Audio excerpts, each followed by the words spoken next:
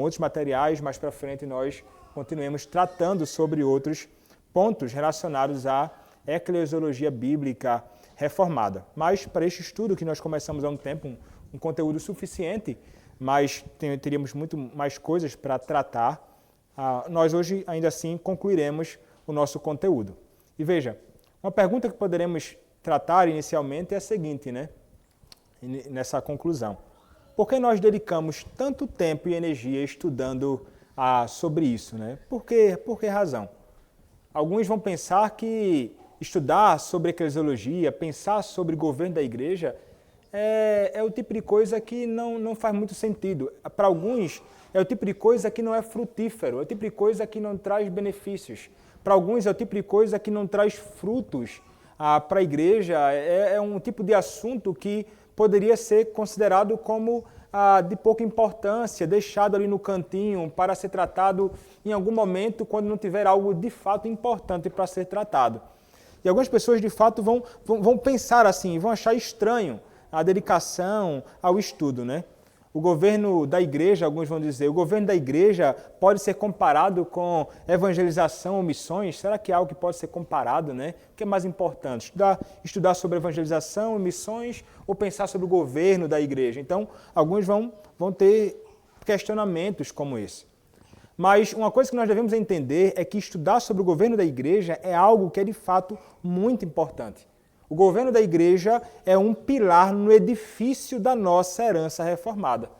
E a razão, irmãos, para a dedicação de um tempo que dedicamos, né? Breve, eu acho, mas bom, para a dedicação intensa do estudo sobre o governo da igreja, é que o governo da igreja está inseparavelmente conectado com a única cabeça e rei da igreja, que é Jesus Cristo.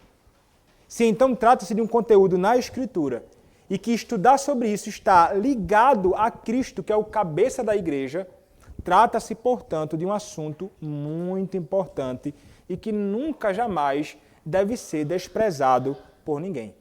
Estudar sobre isso é, de fato, fundamental. E nós, então, caminhamos um pouco refletindo sobre isso.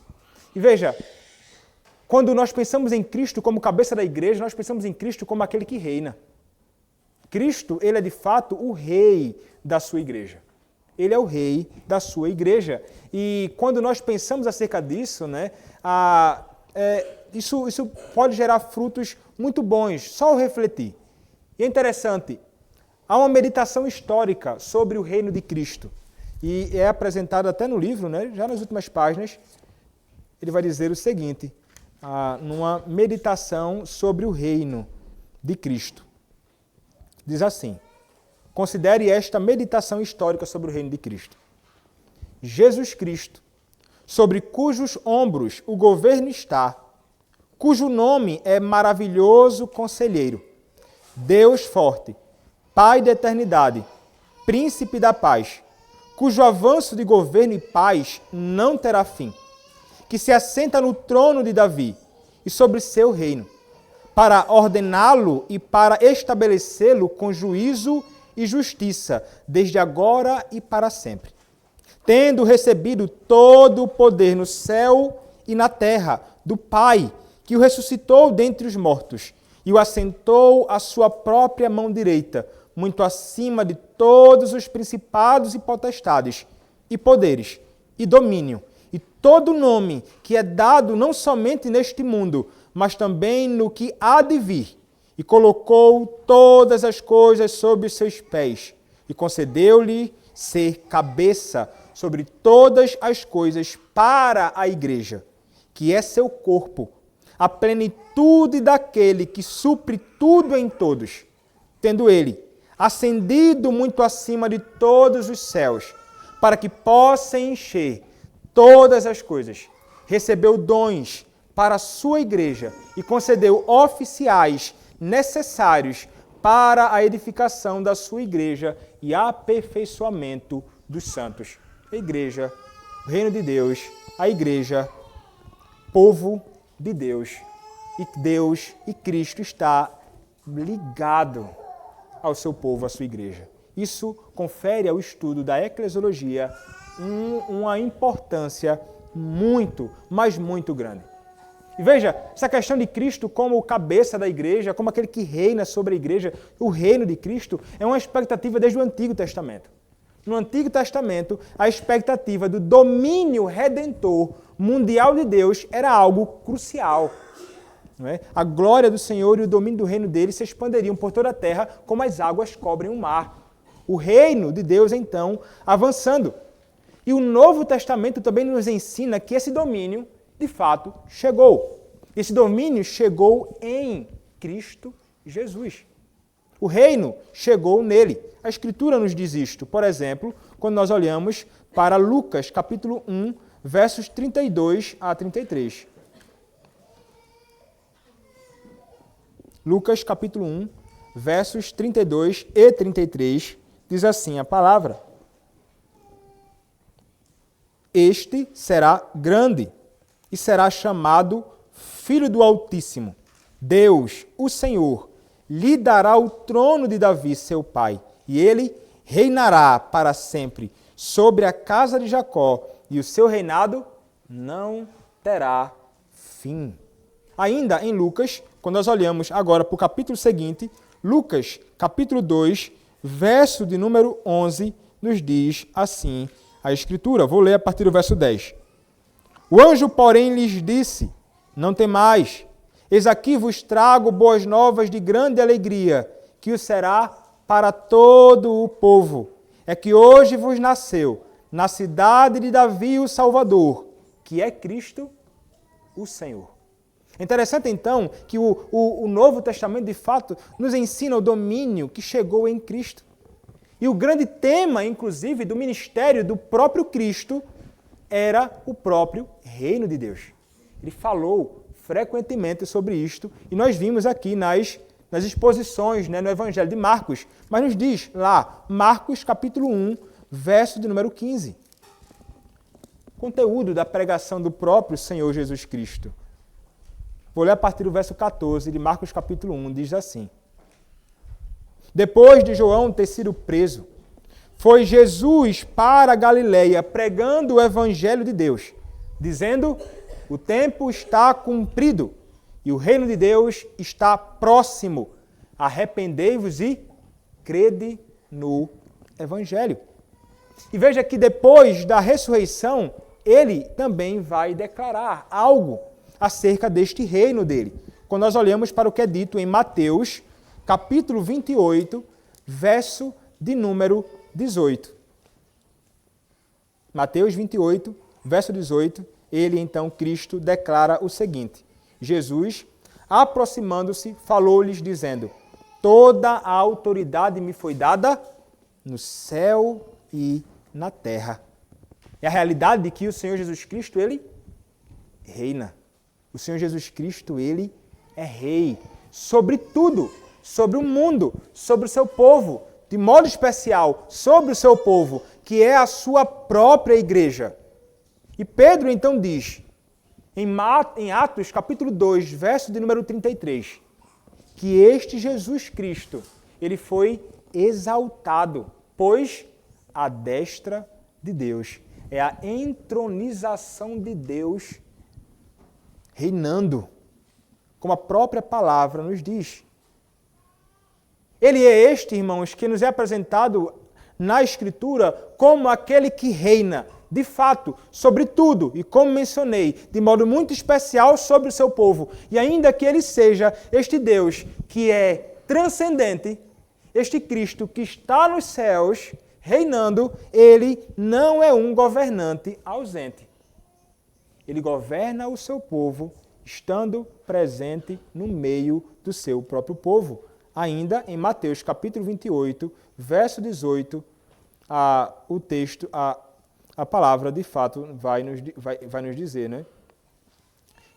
Como nós lemos, que ele está com toda a sua igreja, ele está com os seus, a autoridade a ele foi dada no céu e na terra, e ele é aquele que estará com os seus discípulos, né, como diz então o verso de número 20, ensinando-os a guardar todas as coisas que vos tenho ordenado, e eis que estou convosco todos os dias até a consumação dos séculos. Ele está presente com os seus e ele os governa. E como nós vimos, né, através dos nossos estudos, ele governa o seu povo através daqueles que ele colocou para governar o seu povo. Quando somos governados pelos servos de Deus, somos governados pelo próprio Cristo, que se faz presente em nosso meio, operando em nosso meio, como operou nos dias do primeiro século, como nós temos visto, né, nas pregações em Atos. São os atos de Cristo no poder do Espírito, por intermédio dos seus apóstolos. É o Cristo que age, é o Cristo que serve, é o Cristo que cura, é o Cristo que liberta, é o Cristo que salva, é o Cristo que faz todas as coisas por intermédio do seu próprio povo. Cristo, então, se faz presente no meio do seu povo. E essa realidade é algo que faz com que os servos do Senhor, como os apóstolos no passado, se gloriassem, eles se gloriam no reino de Cristo. Como vai nos dizer a palavra em Efésios capítulo 1. Efésios capítulo de número 1, versos 22 a 23. E pôs todas as coisas debaixo dos pés, e para ser o cabeça sobre todas as coisas o deu à igreja, a qual é o seu corpo, a plenitude daquele que a tudo enche em todas as coisas. A igreja de Cristo, de fato, se gloria com esse reinado de Cristo, que venceu e distribuiu na sua igreja dons, presentes, dádivas, para então o benefício do povo e o aperfeiçoamento do seu próprio corpo, que é a igreja. Então veja que o governo da igreja é um dom do Jesus Cristo ressurreto e que reina. É o governo da igreja, é um dom de Jesus Cristo ressurreto e reinante à igreja, que ele concede à igreja. E lembra perpetuamente à igreja que Jesus está no seu trono. Isso nos lembra frequentemente quem está no trono. É o Senhor que está no trono. E esse reinado atual de Cristo Jesus é a alegria atual da igreja. É a alegria atual do seu povo em face do sofrimento e do consolo que ele nos dá em meio às tribulações, porque ele governa a sua igreja, defendendo-nos e protegendo-nos, lutando contra os seus e os nossos inimigos em favor do seu próprio povo. E quem faz isso? É o Cristo Rei, é o Cristo que governa. E veja que a Escritura ainda diz para nós, que deve ser consolador para nós hoje, é que as Escrituras nos asseguram a vitória. A vitória que temos em Cristo, como nos diz 1 Coríntios, capítulo 15, versos 25 e 26. 1 aos Coríntios, capítulo 15, versos 25 e 26, diz assim: porque convém que ele reine, até que haja posto todos os inimigos debaixo dos pés. O último inimigo a ser destruído é a morte. Que garantia, irmãos, consoladora que nós temos no nosso cabeça, que é Cristo, o guerreiro vitorioso que reina. Isso é grandioso. Então, esse reinado de Cristo é a esperança da igreja. É a minha e a sua esperança. Estudar sobre a eclesiologia nos aponta para essa realidade extraordinária. Nós entendemos então que esse Jesus que reina, quando voltar no final dos tempos, ele retornará como? Ele retornará sobre as nuvens do céu.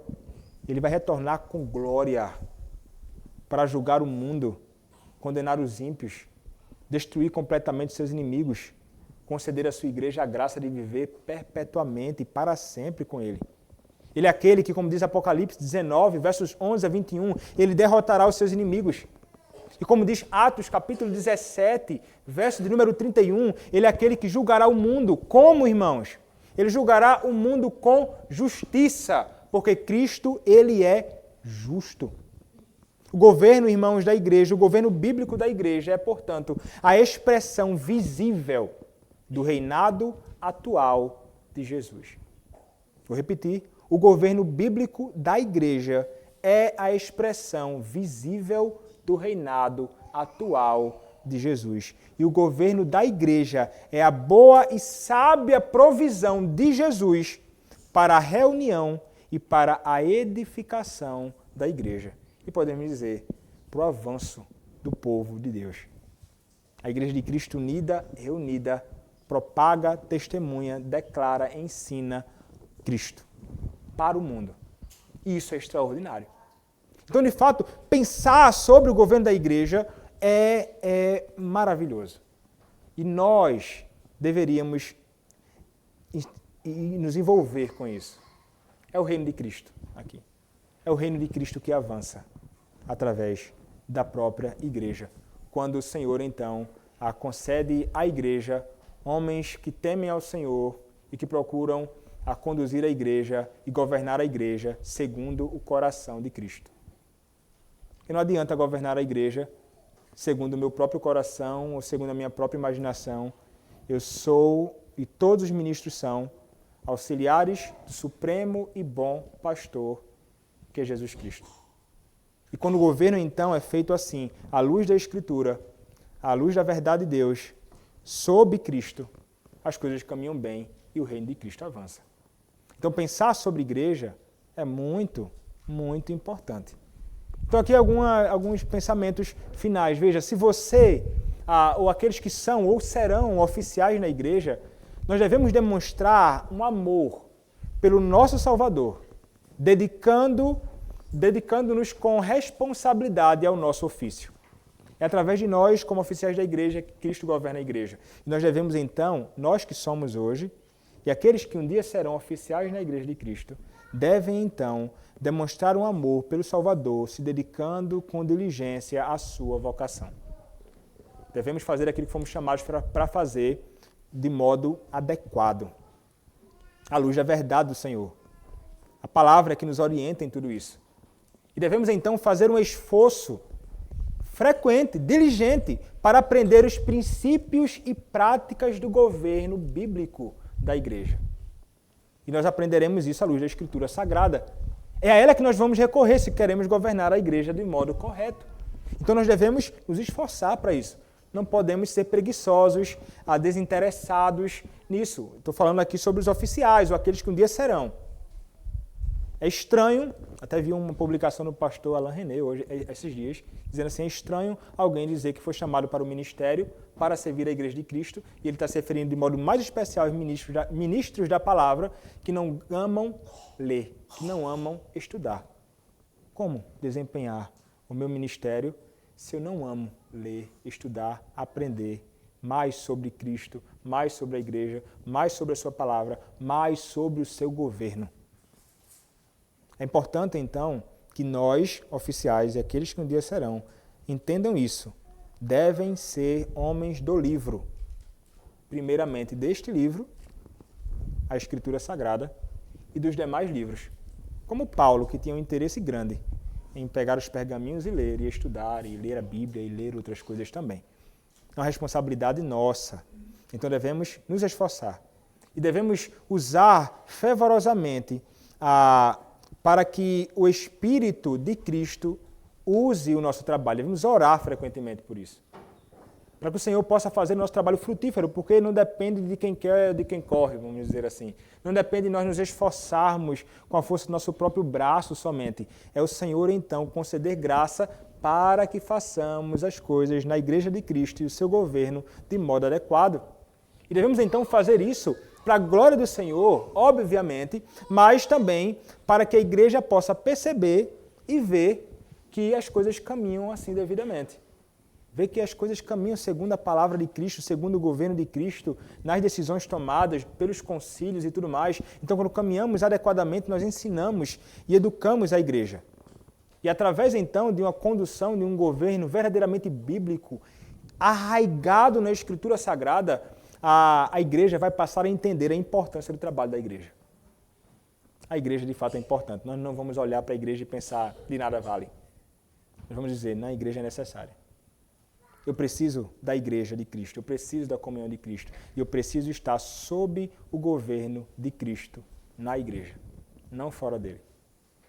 Que é um pecado. Até o apóstolo fala em Hebreus sobre aqueles que se deixam de congregar e não se sujeitam ao governo de Cristo. Então, refletir sobre isso, irmãos, e pensar sobre isso vai nos ensinar a amar a igreja. Mas veja, a aplicação para nós como oficiais e futuros oficiais, mas os membros da igreja devem se importar com isso também. Se você não é um oficial, mostre o seu amor por Jesus, orando pelos oficiais da igreja e pelo trabalho deles. Aí é a responsabilidade de vocês. Vocês vão entender que há o governo, é importante, há homens governando que são falhos. Eu sou falho, viu? Já viram com certeza várias falhas minhas aí. E ainda verão. Falhos, homens falhos que precisam da graça de Cristo para governar a sua igreja. E precisamos da oração do povo de Deus. Vocês então, se amam Cristo, se amam o governo da igreja, orem frequentemente pelos homens que o Senhor chamou para governar a igreja. Não somente a nossa aqui, mas das nossas igrejas, do nosso presbitério, do nosso sínodo, das igrejas presbiterianas no Brasil, as igrejas no mundo, para que o Senhor possa munir os seus servos de graça para servir a igreja. Além de orar, aí você vai fazer isso em particular, e muitas vezes fazemos isso aqui, né, nas nossas reuniões de oração, pedido de oração pelos oficiais da igreja, mas gaste também tempo e esforço para incentivar aqueles que foram chamados para isso. Não é para ficar fazendo com que a pessoa se encha de orgulho e vaidade, essa não é a ideia. O ponto é incentivá-lo, encorajar aqueles que foram chamados para isso a seguirem em frente na sua obra. E precisamos, irmãos, de encorajamento mútuo, todos nós, os crentes em comum e os oficiais também não é diferente, viu? Nós precisamos. Tem dias que estamos desanimados, sem força, fracos, desinteressados, abatidos. Nem sempre é percebido, não é? Sobretudo na vida daqueles que caminham no meio como oficiais da igreja, nem sempre é percebido. É um ministério que muitas vezes é solitário. Que então, em geral, muitas pessoas vão até o pastor apresentando as suas angústias ou os presbíteros, mas muitas vezes não se dão o trabalho de saber como é que está o homem. Isso acontece, viu?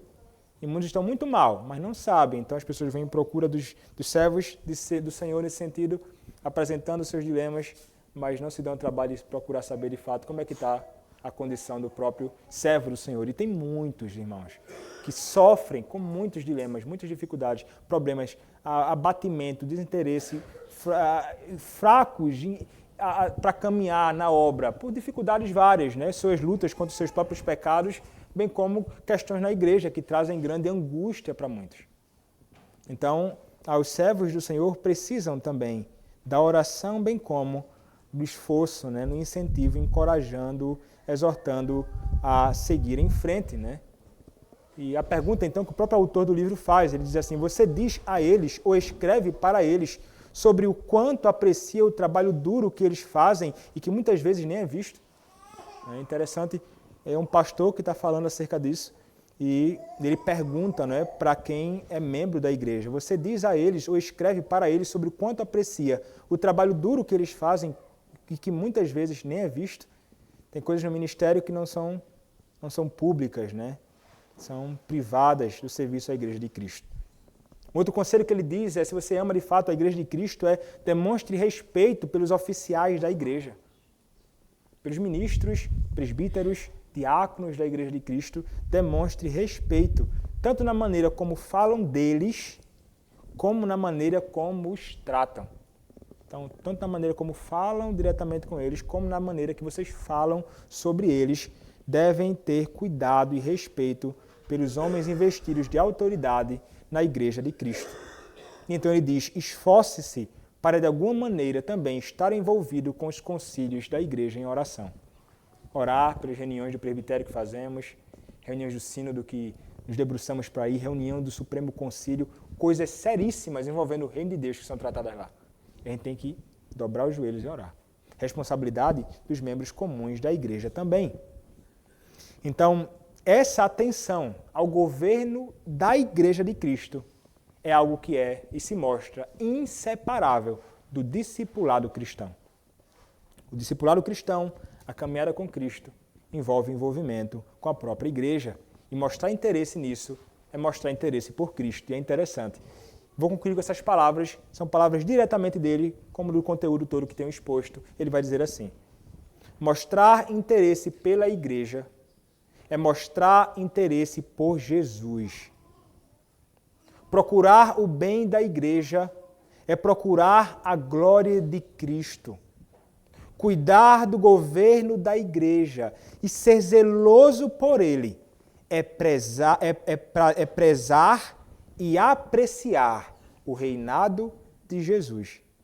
Que o Espírito de Cristo trabalhe na igreja, aumentando o zelo e a atenção pelo governo da igreja, até ao dia em que Jesus entregar o reino de Deus e Pai, ao Deus e Pai, quando houver destruído todo o principado, bem como toda potestade e poder, e Deus será tudo em todos. 1 Coríntios capítulo 15, verso 24, bem como o verso de número 28. E Deus será tudo em todos. Não foi, irmãos, um tempo gasto em vão. Foi necessário estudarmos sobre isso e que o Senhor nos conceda a graça de, em outros momentos, podemos estudar mais e mais profundamente sobre tantos outros temas relacionados ao governo da Igreja de Cristo.